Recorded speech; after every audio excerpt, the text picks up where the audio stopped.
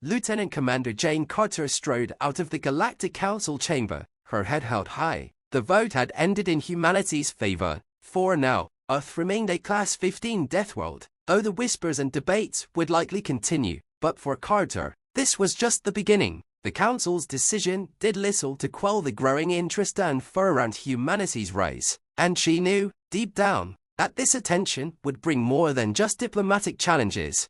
As she returned to her ship, the Terra Nova, a message pinged on her communicator. It was marked as high priority, directly from Earth's Central Command. Commander Carter, report immediately. The deep voice of Admiral Pierce boomed through the communicator. We have a situation. Moments later, Carter sat in the private communications room of the ship, facing the hologram of Admiral Pierce, a stern man with steel-gray hair and a no-nonsense expression. We've intercepted chatter from the Zelkorian envoy. The Admiral began without preamble. It seems your argument about Earth has stirred up more than just curiosity. There's a faction within the Galactic Council that wants to test us. Carter's eyes narrowed. Test us how? By sending a delegation of species from Class 12 and above Deathworlds to Earth. Pierce continued. Their idea is simple. If Earth really is as dangerous as you claim, then these delegates will have to survive a series of tests on your home planet. They want to see if humans are truly as capable as you made them out to be.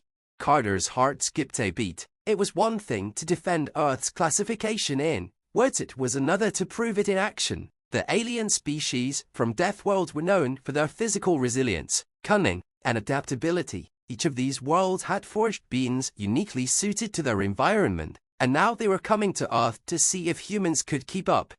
When? She asked. They'll arrive in a week, Pierce replied, and they've set the stakes high. They've chosen a remote section of Earth, an uninhabited wilderness, filled with the kind of dangers you spoke of, deadly terrain, extreme weather conditions, and wildlife. No modern technology allowed. Each species will have to rely on their native abilities and the skills they've honed on their own worlds. Survival of the fittest, Carter muttered. Pierce nodded grimly. The Council sees it as a way to settle the debate once and for all. If humanity fails, our position in the galaxy will weaken. They might even reconsider Earth's classification. If we succeed, well, it could earn us respect, but we'll also be seen as an even greater threat. Carter leaned back in her chair, thinking quickly. This wasn't just a test for Earth, it was a challenge to humanity itself. And she knew exactly how high the stakes were. The delegates weren't just coming to see Earth, they were coming to see if humans were worthy of their reputation. We can't lose, she said firmly. We've already faced everything Earth has thrown at us. This is our home turf. Pierce gave a thin smile. That's the spirit. I'm assigning you to lead the operation. Choose your team carefully. You'll be working alongside these Deathworld delegates trying to survive while proving that humanity belongs among the galaxy's toughest species. Carter felt a surge of adrenaline. This was no longer about debate or politics. It was about survival. She had trained for this her whole life, and now, Earth's fate was resting in her hands. I won't let you down, Admiral, she promised. The week passed in a blur of preparation. Carter handpicked her team from the best of Earth's military light soldiers, who had trained in the harshest environments the planet had to offer. Jungles, deserts, Francine tundras. They were experts in survival, with an intimate knowledge of Earth's deadliest landscapes. When the day finally arrived, Carter and her team stood at the edge of a dense jungle, the designated location for the Galactic Challenge. The air was thick with humidity, and the sound of rustling leaves hinted at unseen predators lurking nearby. This part of Earth was untouched by human development, teeming with life that had never known the influence of civilization. The first delegation arrived in a sleek, black ship, its engines humming quietly as it descended. The doors opened, revealing a hulking figure easily twice the size of a human. The delegate was from Tarox-12, a Class 13 Deathworld known for its harsh volcanic landscape. The alien had thick, armored skin and eyes that glowed faintly red, adapted to see through the dense smoke and lava storms of its home planet. I am Gorak, the alien rumbled, looking down at Carter. You are the human leader. Carter nodded, unfazed by the towering figure. I am. Welcome to Earth. Gorak's glowing eyes scanned the jungle, unimpressed. This is the Deathworld you speak of. it seems tame. A second ship landed behind Gorux, this one more streamlined, with a silver sheen. From it stepped a creature with sleek, serpentine features, its body covered in scales that shimmered in the sunlight. This was Lathra, a representative from Saroth Prime, a Class 14 Deathworld, where deadly winds and high-speed predators ruled the skies. Lathra hissed softly, eyeing Carter with curiosity. "We've heard stories of your kind, human. Let's see if your planet lives up to the legend." One by one, the other delegates arrived, each representing a different Deathworld, each more dangerous than the last. But Carter stood her ground, unwavering. This was Earth, and no matter how dangerous these aliens thought their worlds were, she knew Earth had one thing they didn't: humans. The challenge would last 3 days, with each species fighting to survive the wilderness. As the delegates prepared for the trials ahead, Carter felt a sense of pride and determination. This was humanity's chance to show the galaxy what they were made of. The first night in the jungle was brutal. Torrential rains turned the ground into a thick, muddy quagmire, and the temperature dropped unexpectedly, freezing the air. The delegates struggled to adapt, each relying on their own survival instincts. Gorek's thick skin protected him from the cold, but even he found the terrain difficult to navigate. Lathra, adapted to wind and speed, found her scales were more of a hindrance in the jungle's dense foliage. The Galactic Council convened once again, this time under different circumstances. Word had spread quickly across the stars about the outcome of the Galactic Challenge. The surviving Deathworld delegates, once confident in their superiority, had returned humbled and full of grudging respect for the humans, who had not only endured but thrived in Earth's deadly environment. Commander Jane Carter, alongside her team, stood in the center of the Grand Council chamber. She could feel the eyes of hundreds of alien species locked onto her. The murmurs and whispers from the first council meeting had now transformed into full-fledged admiration, fear, and, most importantly, respect. The Zelkarian delegate, who had once questioned humanity's reckless survival instincts, stepped forward, adjusting its silver spectacles once more. Its tone was different now, more measured, almost cautious. "Lieutenant Commander Carter, the Galactic Council has reviewed the results of the challenge. We acknowledge the resilience and resourcefulness of your people. It appears that humans have mastered the very chaos that defines your world." Carter nodded slightly, keeping her expression neutral. She could tell something important was coming.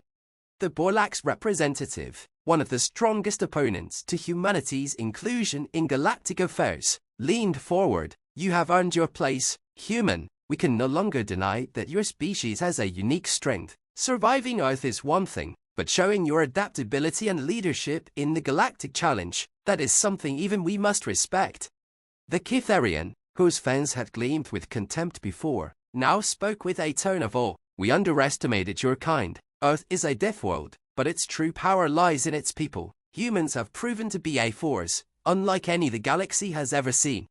Carter remained still, allowing the weight of their words to sink in. For years, humanity had been seen as a curious anomaly, dangerous, unpredictable, and primitive by some standards. But now, after the Galactic Challenge, they were viewed as equals, or perhaps even something greater. The Saurian diplomat tapped her claws against the podium, her yellow eyes gleaming with newfound respect. "A council has voted, Lieutenant Commander. Earth will remain a Class 15 Deathworld, but there is no longer any question about your species. Humanity is no longer just a survivor of this galaxy. You are now one of its guardians." The words hit Carter like a wave of pride. Guardian. Humanity had come a long way from being seen as mere survivors. Now, they were seen as protectors, as beings capable of standing at the forefront of the galaxy's most dangerous challenges. The Council recognizes humanity as an official member of the Galactic Union. The Zelkarian announced, "You will be granted full diplomatic rights, and Earth will have representation on the Council." The room erupted into applause, alien hands, claws, and other appendages clapping in unison. Carter's heart swelled with pride as her team stood beside her, their faces reflecting the same emotions. But there was more. The Zelkarian delegate raised a hand for silence. "One more thing. Humanity will be offered a position within the Galactic Defense Initiative." Carter blinked. The Galactic Defense Initiative was an elite force, comprised of the galaxy's strongest species. tasked with protecting the Union from external threats, rogue factions, and dangerous anomalies. It was a rare honor, reserved only for those species considered powerful and trustworthy enough to defend the galaxy itself. "You wish to make us part of your defense force?" Carter asked, carefully measuring her words. "Not just a part," the Borlax representative said with a toothy grin. "We wish for humanity to lead it." A stunned silence fell over the chamber. Even Carter hadn't expected this. To lead the defense force of the Galactic Union. It was an unprecedented offer, a sign that humanity was no longer seen as outsiders, but as a key player in galactic affairs.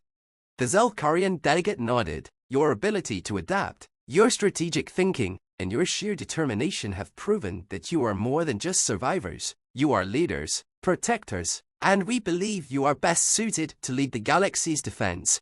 Carter took a deep breath, her mind racing. This was no small decision. To accept this offer would mean taking on a great responsibility. Humanity would no longer be confined to Earth or its own system. They would be guardians of the entire galaxy. She turned to her team, seeing the same realization reflected in their eyes. They had come so far, from the harsh trials of Earth to this moment of galactic recognition. Carter turned back to the Council, her voice steady and confident. "On behalf of humanity, we accept." The chamber exploded into applause once more, louder this time, as the weight of her words settled over the gathered delegates. The Galactic Council had recognized Earth and its people as a force to be reckoned with, a species forged in the fires of a Deathworld, now prepared to defend the galaxy itself. The following days were a blur of celebrations, negotiations, and new alliances. Humanity's position within the galaxy had shifted overnight. The once controversial species from a small, chaotic planet had now become one of the most respected and feared powers in the Galactic Union. As Carter and her team prepared to return to Earth, she received one final message from Admiral Pierce. "Well done, Lieutenant Commander," his voice boomed through the communicator. "You've made history. Humanity's future is in good hands." Carter smiled as she looked out at the stars from her ship's window. "We've come a long way, sir, but this is just the beginning." And it was. Humanity's story had only just begun. Earth, the Class 15 Deathworld, had given birth to a species capable of defying the odds and thriving in the face of adversity. Now, with the galaxy watching, humanity would rise to the challenge of being not just survivors, but guardians of the stars. The legend of Earth, the Deathworld that had forged the strongest beings in the galaxy, would continue to grow, and as long as there were challenges to face, humanity would be ready to prove, time and time again, that they were a force to be reckoned with. Thus, the legacy of Earth and its people was written into the annals of galactic history, a testament to the strength, resilience, and indomitable spirit of humanity.